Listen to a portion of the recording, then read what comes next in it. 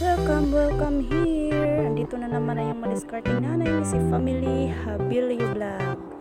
So yan, ang gagawin natin ngayon mga family, gumawa tayo ng lumpiang Shanghai. Pork yung ginagamit natin mga ka-family. So yan, para hindi na tayo makagiling sa paggigilingan natin mga family, gamitin natin yung ating food processor. Food processor naman si Family Habilio Vlog mga family.